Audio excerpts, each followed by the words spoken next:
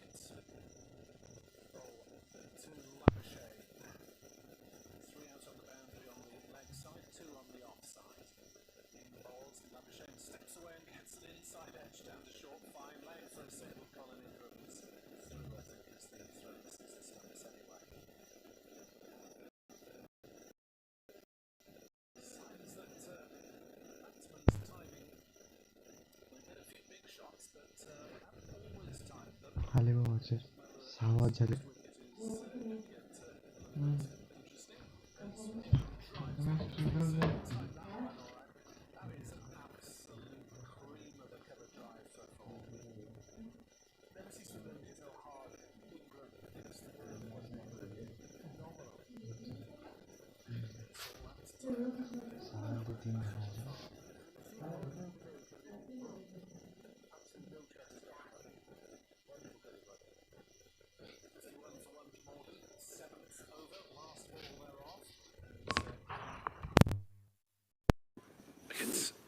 to Ingram, who will take us up to long on. 11 runs off the over Glamorgan, 52 for 1 after 7. The man out, Nick Selman, leg before to Blake Cullen for 3. Colin Ingram is 38 not out. Marnus Labuschagne is 5 not out. So Ingram allowed himself the time to get going. Labuschagne has actually faced 13 balls for his 5, so he's had a little look at it. Steve Finn. Yep, Finney. It's interesting, he doesn't bowl in the power play anymore. They bowled him out of the power play. Stephen Finn, strike bowler, bowl at the end. They're missing Tom Helm at the moment, who tested positive for COVID a few weeks back. He's out of isolation now, but getting his match fitness back, having been isolating for a while. Wish him the best if he's tuned in tonight. I don't think he's here at the ground, might be. He was at Radley yesterday evening, but I don't think travelled with the squad this evening. But yeah, big blow to lose Helm in the T20 so far. Huge player in this format. You see, he comes to watch his team when there's no football on, is that what you're saying? Football? Finn in bowls, and forward goes Ingram, pushing back up the track. And there is no run. Finn fields his own bowling off Ingram, there's no run. 52 for 1. Who are you boys supporting tonight? Wales aren't playing tonight. So Wales aren't playing, we don't mind. Not supporting anyone. We're saving it all for Sunday, Wales against Italy. Available on BBC Radio Wales. I work the other side of the bridge in the school. Oh, well, there we go. I work the other side of the bridge. You couldn't say so. No. It always fascinates me that they think that every Welshman is against every English team. Yeah. No. Used to be, not so much these days. Couldn't care less. Finn hits the crease now, bowls full, driven away through the covers, bobbles up a bit on the surface, which might give cover a chance, but not so. The sweeper can't get round, and it's 4 more. Lovely shot once more. And actually, probably looks like that bobble on the surface just made me pause on it slightly, because the shot itself was immaculate, wasn't it? 42 he's on to now. Well, this is a bit of a relief, isn't it, Mike, for Welsh listeners and viewers? See Ingram in full flow. Finn from the river end bowls just full of length once more. Ingram over the top of it, defends into the offside. Mid off fields, 56 for 1. 2 big.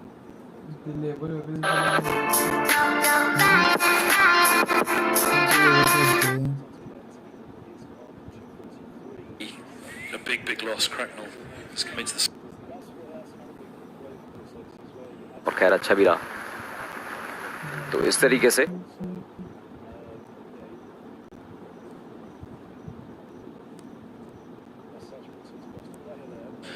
Just for Middlesex, it obviously changes up the dynamic a bit, where you've got to go to a homegrown in the position where they would have had an overseas before, as Finn bowls and Labuschagne. Well, I think about 2 here, no, just the one, as deep mid-wicket. Stephen Eskenazi comes up to field. And Labuschagne is on to 6, 58 for 1. Finn will take over the captaincy, I should tell listeners as well, when Morgan departs. So his last night as a mere minion as he runs into bowl. He was captain all last year in the T20 as well. Turns now. Ingram awaits the left-hander. And Finn's right arm over. Bowls short, and it's edged and over the keeper. Looking to hook, he was late on it, Ingram. He's going to get 4 to move to 47, 62 for 1. Simpson only able to throw up a glove and wave at it as it flew not too high over his head, but comfortably enough in the end. Yeah, well, I will say for the innings so far, especially with Ingram, not so much Labuschagne, because he's not really got himself going yet. I'm sure he will. The shots and the boundaries that Glamorgan have played and picked up have been through genuine cricket shots. Not very inventive shots, not being forced to try and go outside the bubble. They try and score their runs naturally with. So there's an argument to say, have Middlesex bowled that well to force Glamorgan to be more inventive in the shots they're playing? At the moment it's been genuine cut shots, a few pull shots and some cover drives which have found the boundary. So it's Green to bowl again from this Cathedral Road end. 8 overs gone, 62 for 1. There's a bit of footwork from Labuschagne, and in the end, oh dear, he's done Green there. A bit of dirty dancing, and in the end, Labuschagne just stepped inside and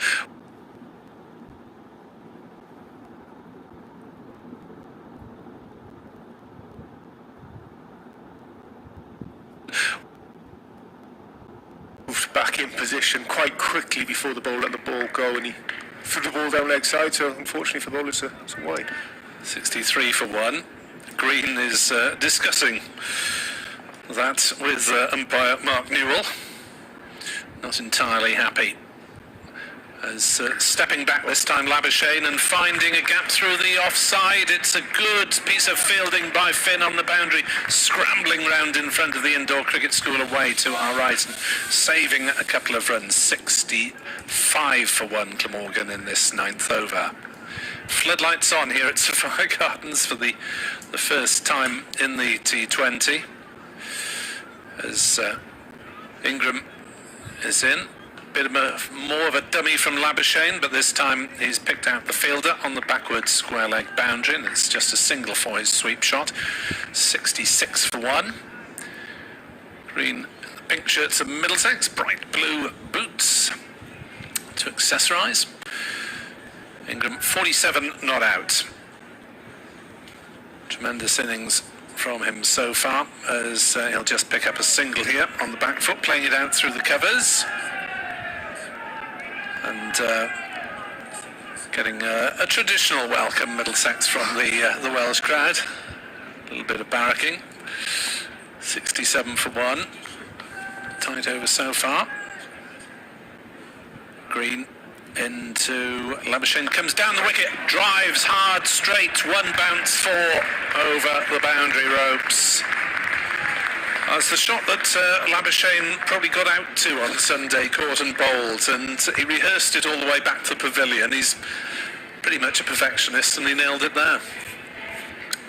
Fine shot. He's always encouraged. The bounce is so short here at the Swalex Stadium, or Sapphire Gardens is no doubt, that it just forces you to hit that ball as straight as you can against the spinners. Easy option for boundary. Ingram under 13, 71 for 1 Glamorgan. Green off minimal run-up, and again Labuschagne steps inside, and this time the umpire doesn't give him a wide, because Labuschagne says, well, look where it went. Umpire is having none of it, Mark Newell, this time. So he's given 1 to the bowler and 1 to the batsman of those. As Labuschagne goes for a sweep shot, slightly optimistic appeal from Green. 71 for 1 at the end of the over, 9 off. Yeah, it's interesting now, the umpire, I mean, Labuschagne said exactly what he did first time he was given a wide, and it wasn't given that second time. So either way, he was either right or he was wrong. When he was right, when he was wrong. You work it out. Like the umpires last night in Radlett, probably. Oh, don't. Oh, don't. Did we even get that? I think I've told that story so many times this evening. I can't remember if we've actually talked about it on air yet, to work that one out. It was. They're still talking to the umpire about it now, Shane, aren't they? Yes, that's been about a minute worth, and he's still going. The umpire's still going, talking to Labuschagne, they're discussing whether there was a wide or Labuschagne still haven't gone to the umpire here. That's not great. No, he's got to be careful there, that's not great. For me, Labuschagne, the classy player that he is, having a go at the umpire and the umpire justifying his decision, that's not needed. No, and Bainton was going to come down and have a word to intervene as well, wasn't he? I assume that Bainton's the senior umpire tonight, and you're being a lot younger. Finn from the River End bowls, and right up there into the block hole, but dug out down to mid-off nicely by Ingram. He moves to 49 with the single, 72 for 1. Yeah, I don't like that sort of thing. I thought, if my code of conduct is players can talk and they have a little bit of a go at each other, and umpires can have a chat with the players. But as soon as the crowd or people watching can see there's something going on, you've overstepped the mark as far as I'm concerned. Yeah. Last night, Owen Morgan was at his diplomatic best after the game in the interview, didn't he? My goodness me, couldn't get a word out of him. As here's Finn, bowls him! Swinging across the line, Labuschagne's gone, hits the top of the off stump, looking to eye up the onside, but Finn strikes, second wicket for Middlesex, and Labuschagne makes his way back to the pavilion, just didn't quite get going tonight. He's gone for 13, 72 for 2. You're right, he didn't quite get going tonight, and that's the first agricultural shot that we've seen from Labuschagne and the Ingram for that matter as well. I think what's probably served him best on this wicket so far has been genuine straight cricket shots, not really going outside of the bubble, and he just did for the first time, and it's cost him his wicket. Yeah, big wicket. Huge wicket. For Middlesex. Lloyd, he's a danger man as well. He's down on the cards to open, wasn't he? But drops down the order. Yeah, you wonder whether that was decided before or after Chris Cook's injury. David Lloyd captaining the side, so whether that was a last-minute adjustment or whether it was pre-planned anyway, we'll have to find out afterwards. Yes, finishing that story last night. So 5 to 8, Blake Cullum was told he couldn't bowl. Middlesex or Gloucester ahead on the DL. So the spinners bowled the next 4 or 5 overs. Gloucester then fell behind on the DL, so Middlesex brought on the quick, and they thought they'd won the game. And the umpire said, no, you can bowl the quick now, that's fine. Which it was extremely bizarre. As Finn is in, bowls right up there to block hole. That's going to be close. He's on a hat-trick, Finn. Lloyd's gone LBW right up there into the block hole, and no contact made with the bat at all. Rattled around between his boots in the end, and Finn is on a hat-trick.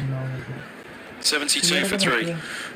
Yeah, unlike Lloyd, that he usually plays very straight as soon as he comes in the early part of his innings, but he's slightly fallen over and played all around that from Finn. Very full, very straight.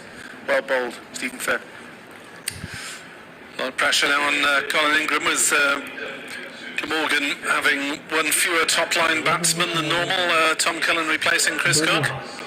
Yeah, slightly, you're right there. I mean, there's slightly different styles of batsmen, but Cook, you'd almost describe Cook as a batter first and a wicket-keeper second. That's how I see him. Replacing him with another batsman, I suppose you're losing his wicket-keeper, and so almost like for like, but not as good, if I'm being kind there. Good replacement. Kieran Carlson in at 5. So the hat-trick ball for Carlson's face. Right over the right to the right.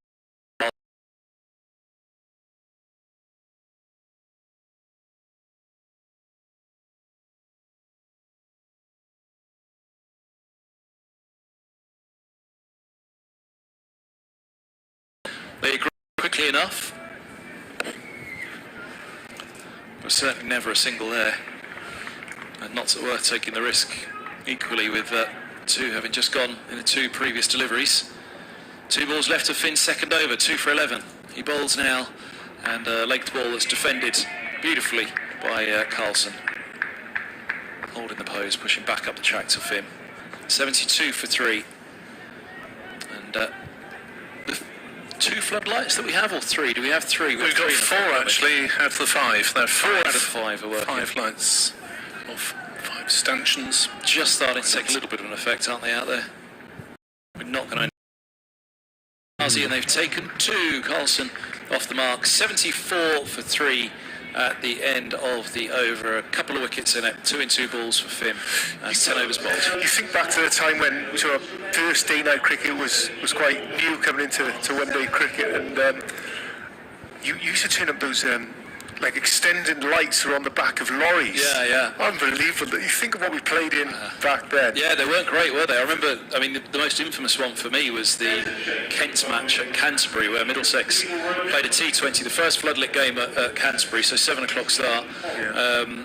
Lights weren't great. Middlesex played Kent. Next day, championship game starts at Lord's. Middlesex versus Kent. And you just think, oh, really? Thanks for that. They really struggled to cover the field of play. Luke Holman then, a couple of wickets in this campaign for Middlesex. Bowls outside off stump, and Ingram flat bats it away to cover for a single to reach his half century off just 30 balls, 8 fours and 1 6, as Ingram is keeping Glamorgan alive here. He's played very, very well for his 50 here. Only 10 overs in, so there's a lot more to come for him. A lot of time. There's a lot of batsmen in this lineup for Glamorgan, so he won't panic. Keep going at this rate. It's going to be a big score for him tonight. Batting Callum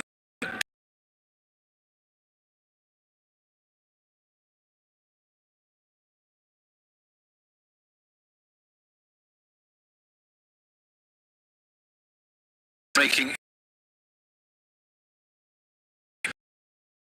Holman there's a bill for Captain wide as Carlson tried to pull it away. I think that's the crowd getting stuck into the umpire there more than cheering away. Oh dear, 5 up in the circle now for Middlesex. Carlson on strike.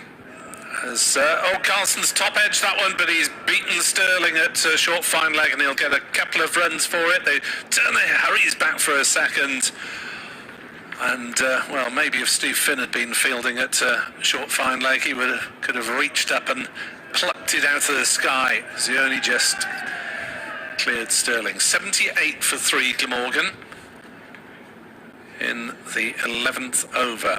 Holman bowls, and this is lobbed and dropped at mid-on, and they'll come back for a couple of runs. Blake Cullen there, getting both hands to it seemed, as he backpedalled from inside the circle, but looked as though he was in a position to hold on there. They've come back for 2. A bad drop there, in 2 hands just above his head, slightly trekking backwards to gather it, but be disappointed with that, Cullen.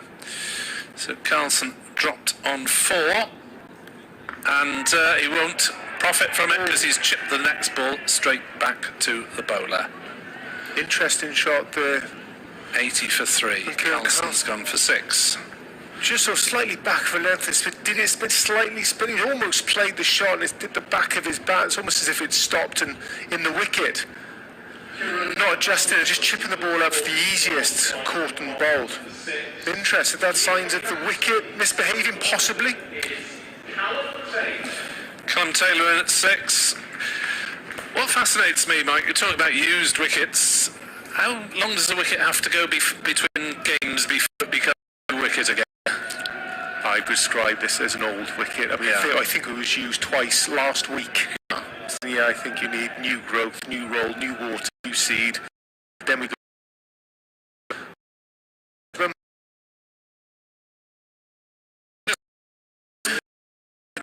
Weeks, a couple of months, or whatever. It's the actual surface that makes it old for me. So the crumbliness of the dryness of a wicket makes it old for me. 80 for 4. Callum Taylor playing his first game of the season in this competition. Last year didn't really get going with the bats, averaging just 13. Took 3 wickets quite cheaply. He's in at 6. Glamorgan reshuffling, replacing Andrew Salter in the team, as Taylor drives into the offside. He's just beaten cover and will take a single 81 for 4. 11th over. Now, does Ingram change his tactics at all because the wicket's going at the other end? Or does he keep on bashing? I think you keep on going. I think Essex were foul of this the other week, where they sort of went within themselves for about 4 or 5 overs, and I think that cost them the game. Holman bowls to Ingram, who plays it nicely through the offside. They'll look for 2, and they won't risk it this time, as the throw comes in from backward point. So Colin Ingram's skill, as he had many of them, but Colin Ingram's danger is because he scores so many runs so quickly.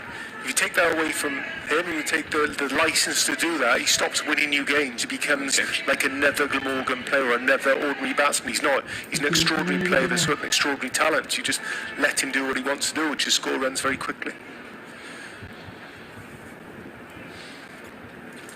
Is Ethan Bamber. Didn't get to bowl last night because of the shenanigans when he'd bowled around that 12th, 13th over mark was the plan for him to bowl. Morgan had to bowl the spinners at that point. So didn't get to bat, didn't get to bowl. Thanks for coming. Fortunately, after the overnight trip to Wales, he's managed to get a bowl this evening. Paid his subs and went out, did it? 82 for 4, Ingram 51, Taylor has 1, and Bamber from the river ends to move it and bowl. The left-handed Ingram awaits. It's past umpire Bainton now. He bowls and just full of length, that's pushed out to the deep point for a single. Back in my university days, that would have got you the plastic duck to wear around your neck for the rest of the night, which had the letters GIFC, glad I flipping came.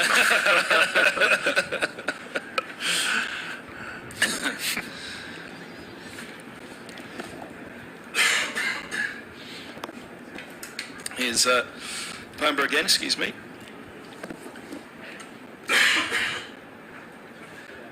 Stop making this. A good week actually. Kevin James was with me in the centre at Radlett. Fortunately it was warm so he didn't moan too much. As here's Bamber bowls right up into the block hole but leg stump, and it's worked away down to long leg for a couple. Taylor moves to 3, throw hits, but they're through, no overthrow either. 85 for 4. Holman with the throw, I think. Interesting variation, Mike, in running speeds between these two, potentially. Yeah, what's the age gap of these two? About 12, 13 years. Can't any problem with his knees over the years, is that right? He did have a knee op a few years back. It was meant to have fixed it. Bamber bowls a sharp bouncer outside of the off stump and swatting, almost with an uppercut at it.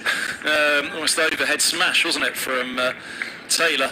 He just jabs the arm up and then tried to swat at it outside of the off stump. Got an edge on it and it runs down to third man for a single. Yeah, I think if he went the other way and got up underneath it, I think the man down the third man probably would have collected if it didn't go all the way for 6. It was reactionary stuff, wasn't it? Which is amazing the way the game has changed. Yeah. That, to react like that. 86 for 4. I was just talking in the car on the way down to this one actually about 17th season this I did. The difference just in fielding in the 17 years. As here's Bamber bowls into the block hole. It's driven down to long off by Ingram, who moves to 53, 87 for 4. Yeah, I think the game's improved every single year as far as I'm concerned. Better in my day? Absolutely not. It's better now than it's ever been. And it'd be interesting what the 100 actually does to this game as well. How in possibly 10 years of the